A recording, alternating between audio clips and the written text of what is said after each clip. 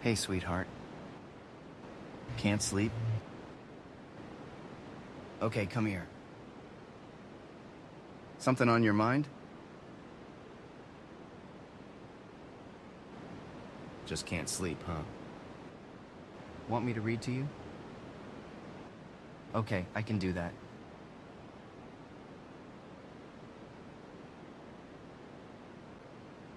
In a hole in the ground there lived a hobbit.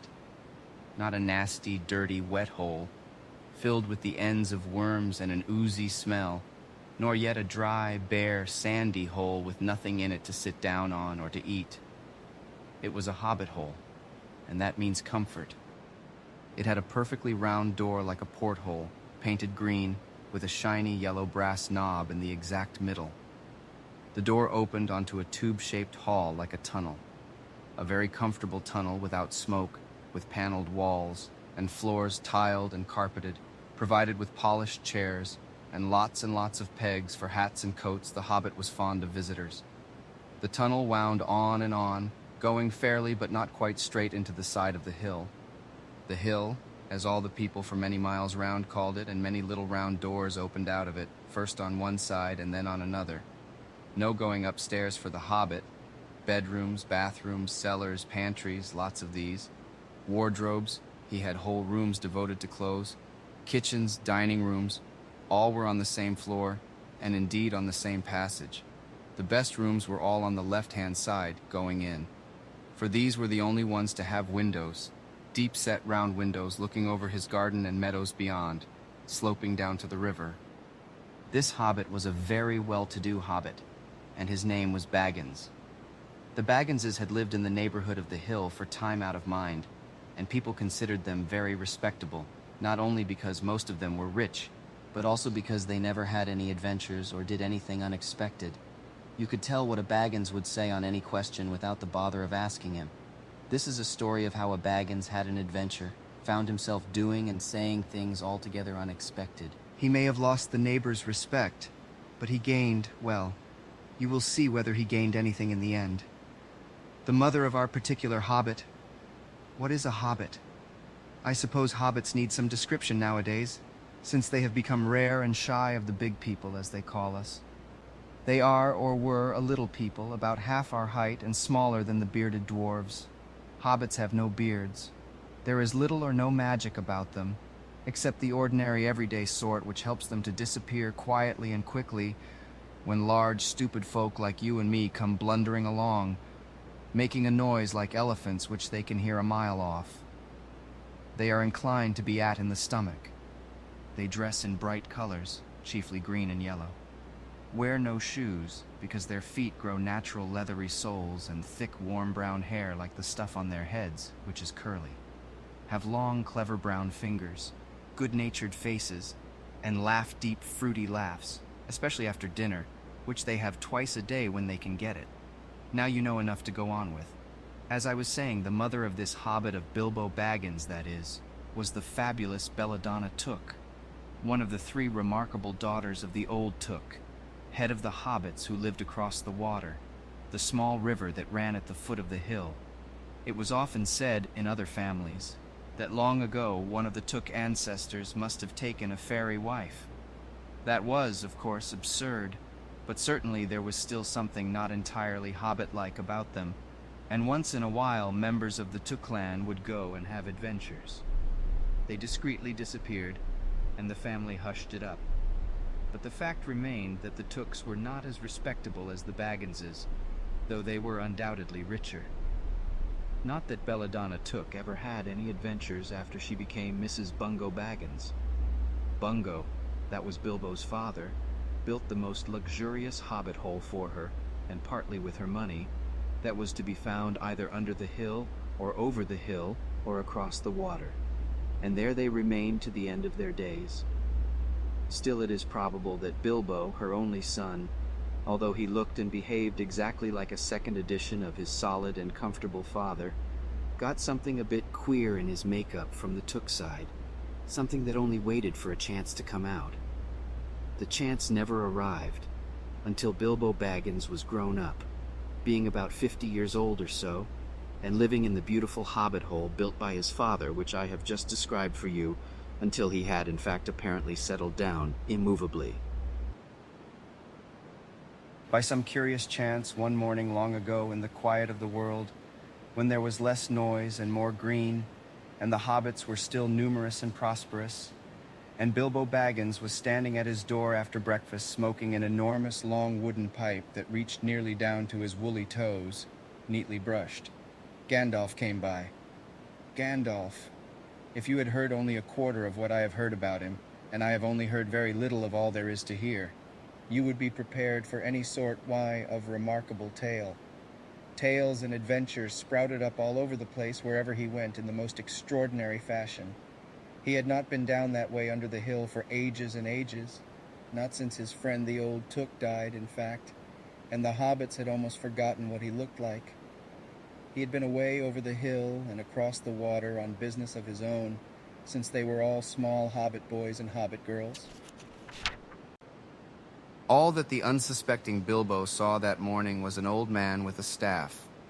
He had a tall, pointed blue hat, a long gray cloak, a silver scarf over which a white beard hung down below his waist, and immense black boots.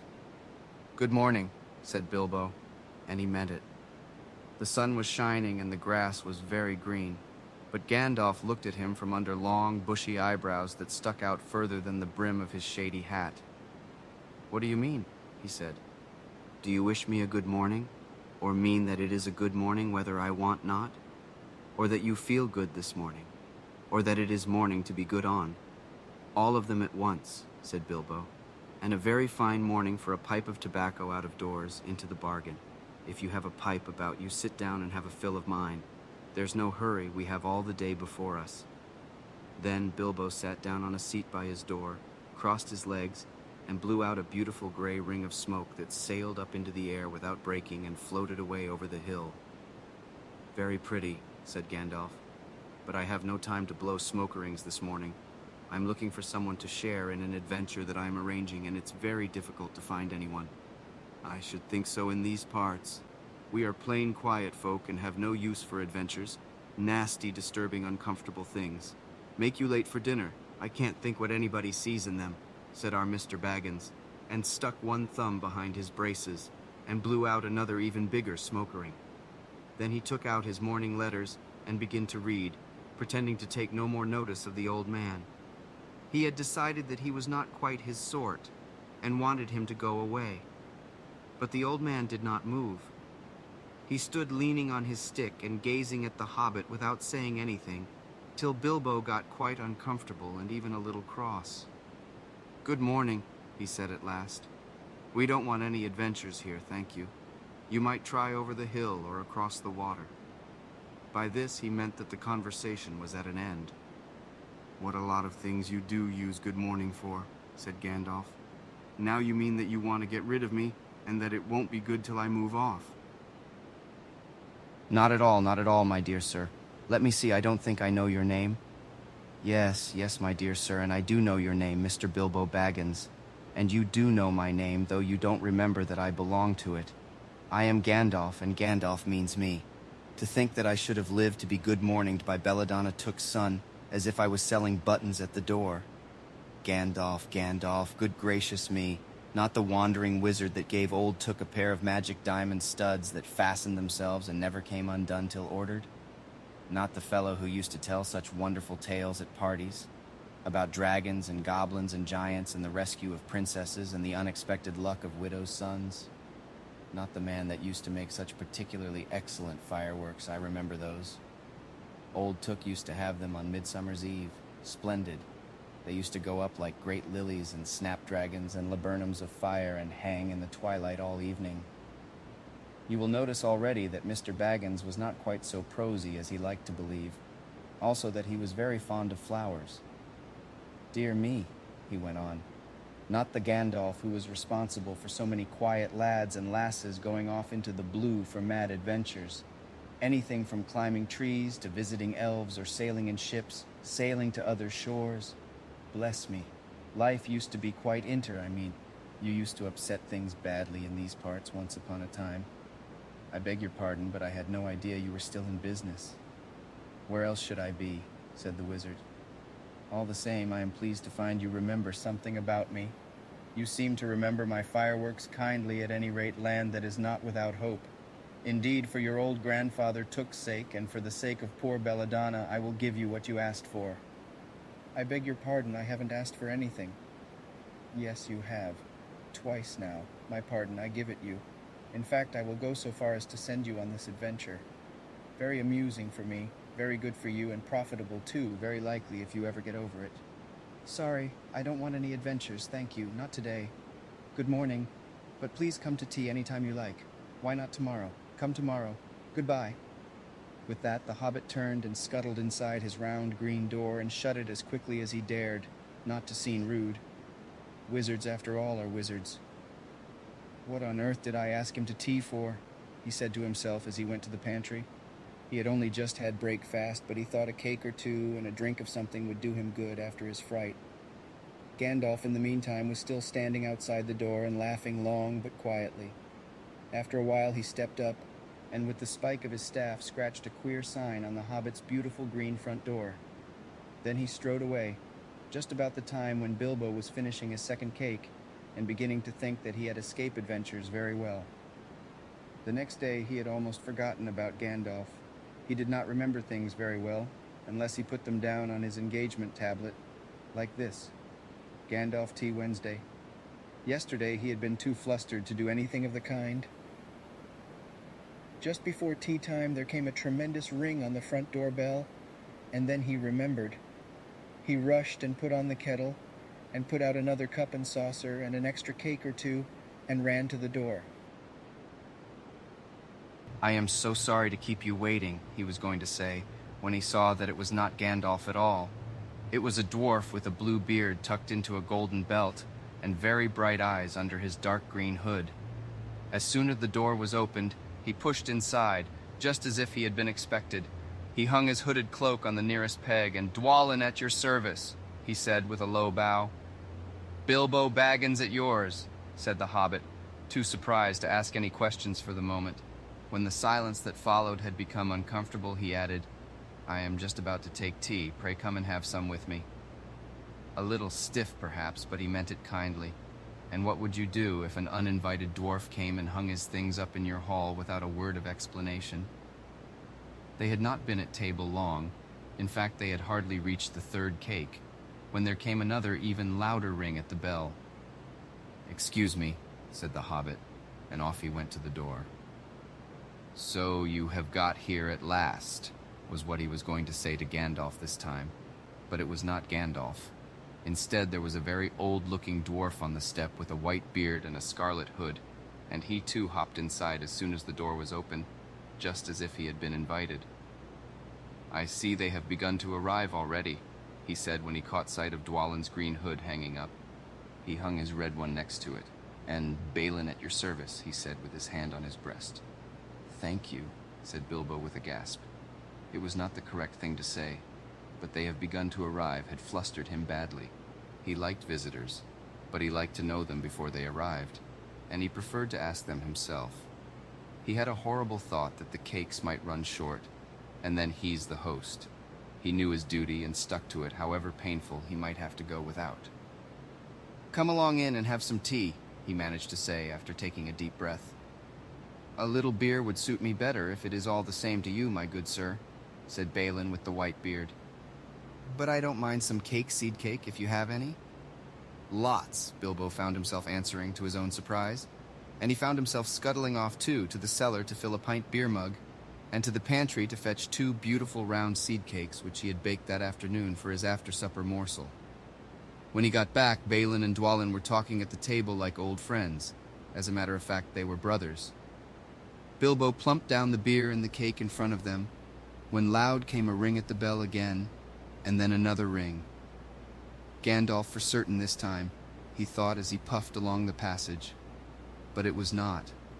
It was 2 more dwarves, both with blue hoods, silver belts, and yellow beards, and each of them carried a bag of tools and a spade. In they hopped as soon as the door began to open. Bilbo was hardly surprised at all. "What can I do for you, my dwarves?" he said. "Killy at your service," said the one. "And Filly," added the other, and they both swept off their blue hoods and bowed. At yours and your families, replied Bilbo, remembering his manners this time. Dwalin and Balin here already, I see, said Killy. Let us join the throng. Throng, thought Mr. Baggins. I don't like the sound of that. I really must sit down for a minute and collect my wits and have a drink.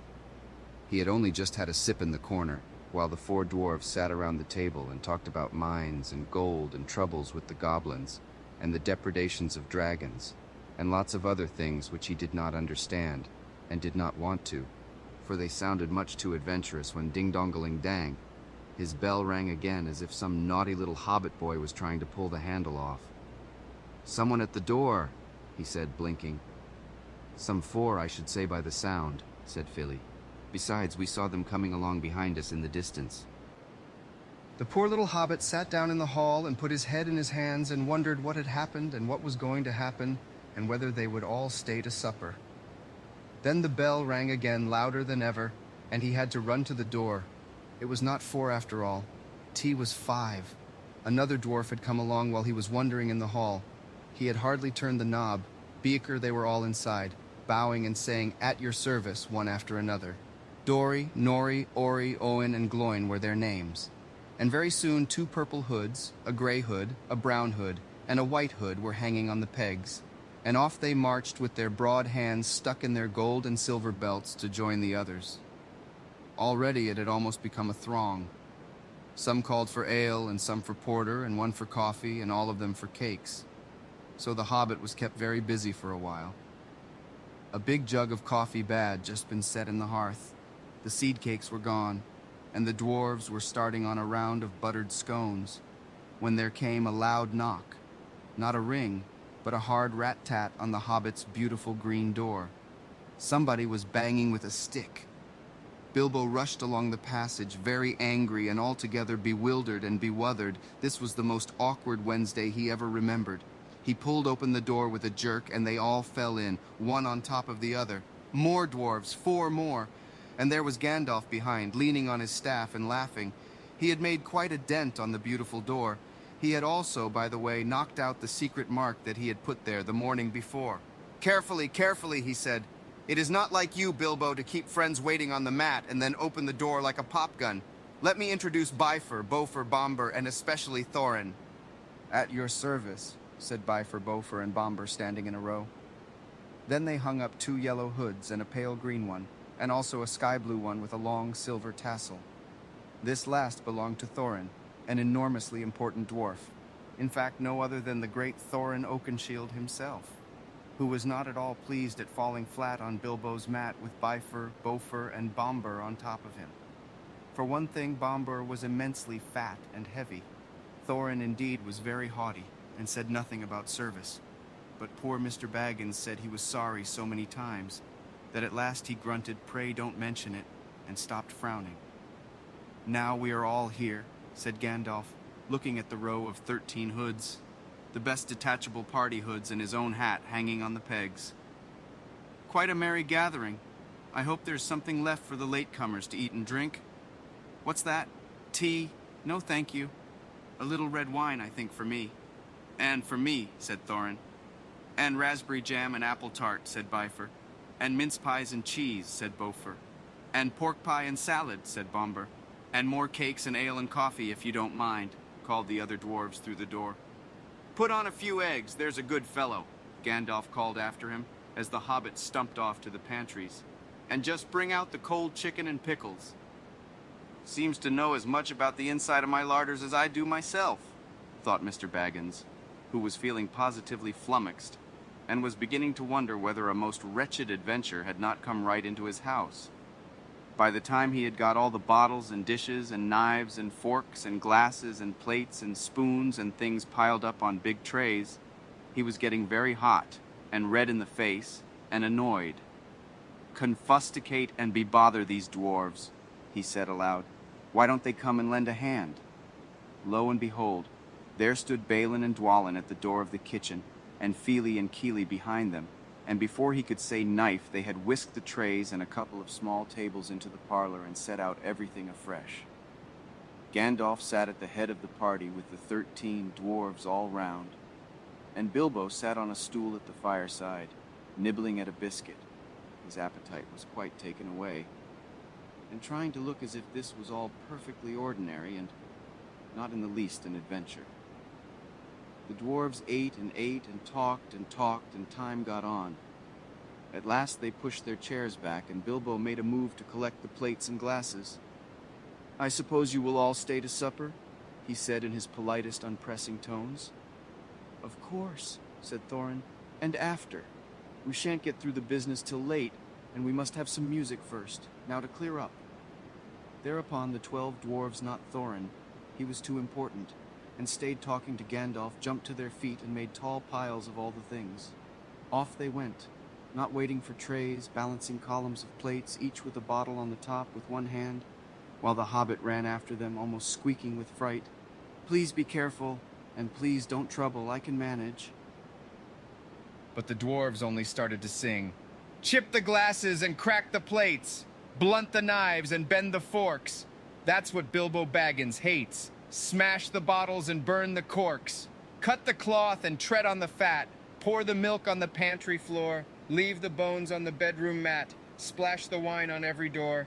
Dump the crocks in a boiling ball. Pound them up with a thumping pole. And when you've finished, if any are whole, send them down the hall to roll.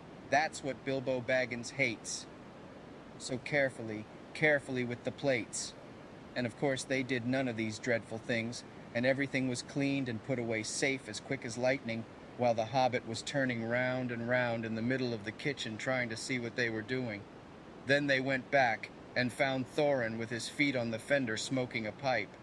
He was blowing the most enormous smoke rings, and wherever he told one to go, it went up the chimney, or behind the clock on the mantelpiece, or under the table, or round and round the ceiling.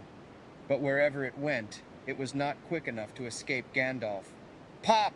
He sent a smaller smoke ring from his short clay pipe straight through each one of Thorin's. The Gandalf smoke ring would go green and come back to hover over the wizard's head. He had quite a cloud of them about him already, and in the dim light it made him look strange and sorcerous. Bilbo stood still and watched. He loved smoke rings, and then be blushed to think how proud he had been yesterday morning of the smoke rings he had sent up the wind over the hill. "Now for some music," said Thorin. "Bring out the instruments." Killy and Feely rushed for their bags and brought back little fiddles. Dori, Nori, and Ori brought out flutes from somewhere inside their coats. Bomber produced a drum from the hall. Bifur and Bofer went out too, and came back with clarinets that they had left among the walking sticks. Dwalin and Balin said, "Excuse me, I left mine in the porch." "Just bring mine in with you," said Thorin. They came back with vials as big as themselves, and with Thorin's harp wrapped in a green cloth. It was a beautiful golden harp, and when Thorin struck it, the music began all at once, so sudden and sweet that Bilbo forgot everything else, and was swept away into dark lands under strange moons far over the water and very far from his hobbit hole under the hill. The dark came into the room from the little window that opened in the side of the hill. The firelight flickered. It was April, and still they played on, while the shadow of Gandalf's beard wagged against the wall. The dark filled all the room, and the fire died down, and the shadows were lost, and still they played on. And suddenly first one and then another began to sing as they played, deep-throated singing of the dwarves in the deep places of their ancient homes. And this is like a fragment of their song, if it can be like their song without their music. Far over the misty mountains cold to dungeons deep and caverns old, we must away ere break of day to seek the pale enchanted gold. The dwarves of yore made mighty spells, while hammers fell like ringing bells in places deep, where dark things sleep, in hollow halls beneath the fells. For ancient king and elvish lord, there many a gloaming golden hoard, they shaped and wrought, and light they caught to hide in gems on hilt of sword. On silver necklaces they strung.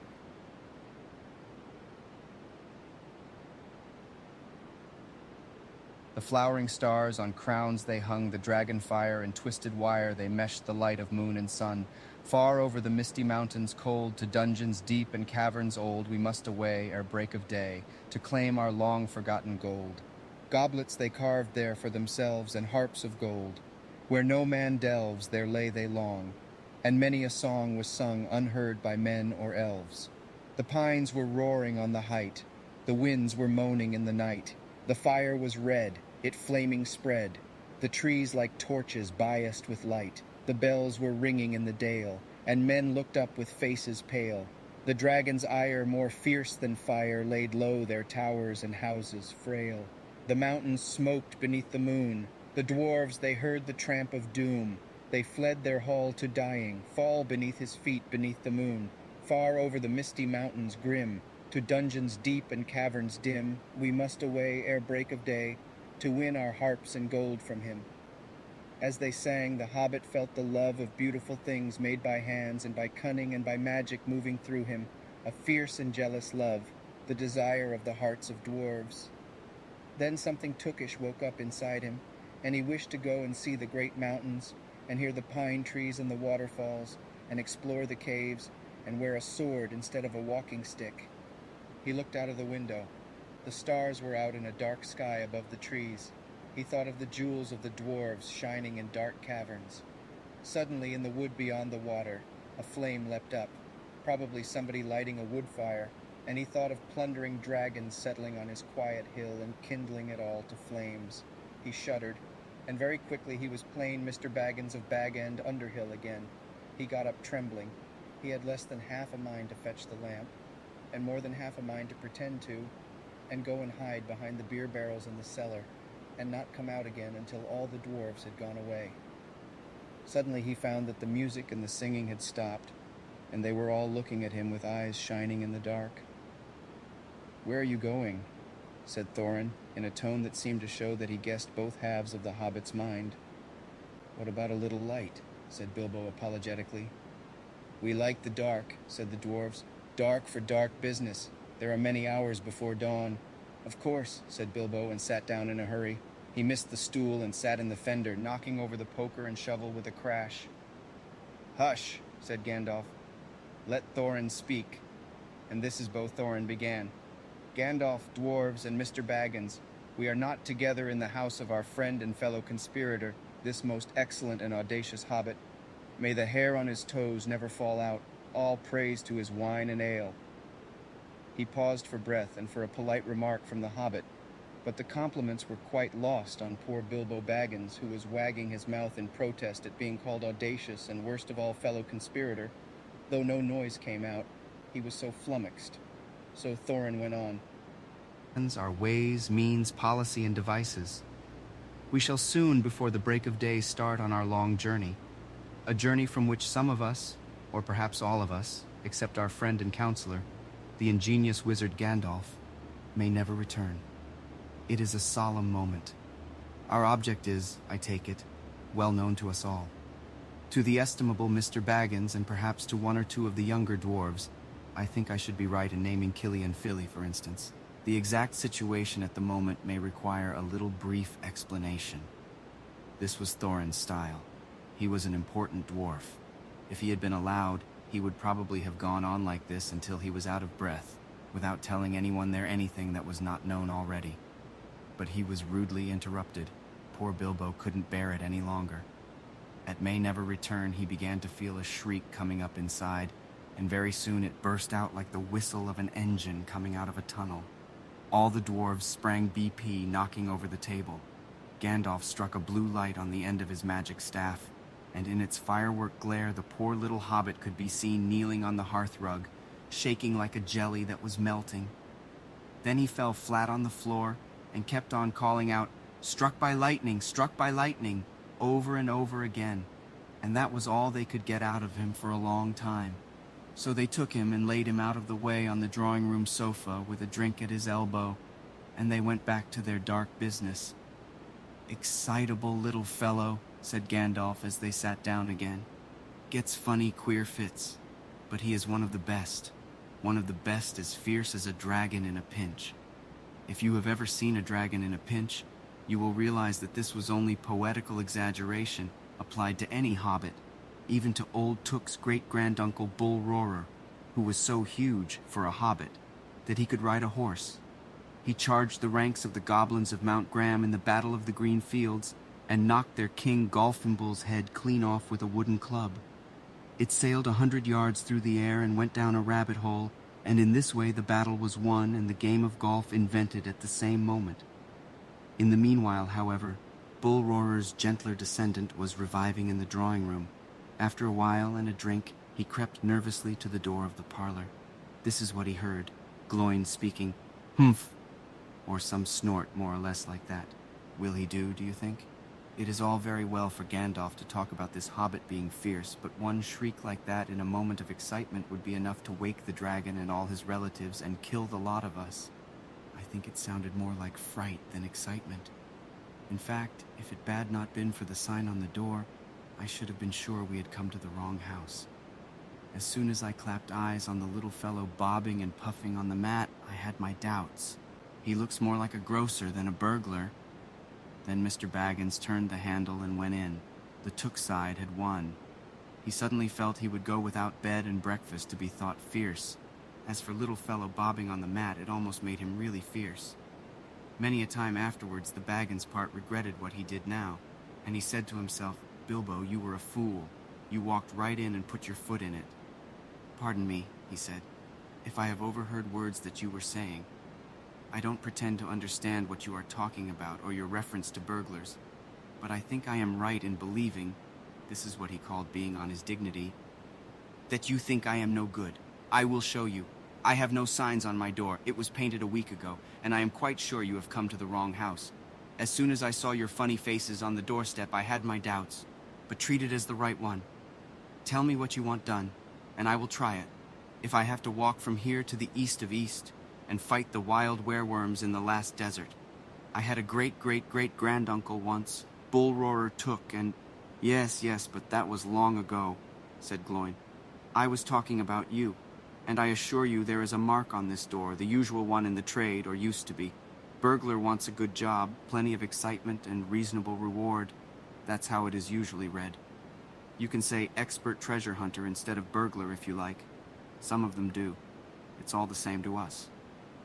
Gandalf told us that there was a man of the sort in these parts looking for a job at once, and that he had arranged for a meeting here this Wednesday tea time." "Of course there is a mark," said Gandalf. "I put it there myself, for very good reasons. You asked me to find the 14th man for your expedition, and I chose Mr. Baggins. Just let anyone say I chose the wrong man or the wrong house, and you can stop at 13 and have all the bad luck you like." Or go back to digging coal. He scowled so angrily at Gloin that the dwarf huddled back in his chair, and when Bilbo tried to open his mouth to ask a question, he turned and frowned at him and stuck out his bushy eyebrows, till Bilbo shut his mouth tight with a snap. "That's right," said Gandalf. "Let's have no more argument. I have chosen Mr. Baggins, and that ought to be enough for all of you. If I say he is a burglar he is, or will be when the time comes. There is a lot more in him than you guess, and a deal more than he has any idea of himself. You may possibly all live to thank me yet. Now, Bilbo, my boy, fetch the lamp and let's have little light on this."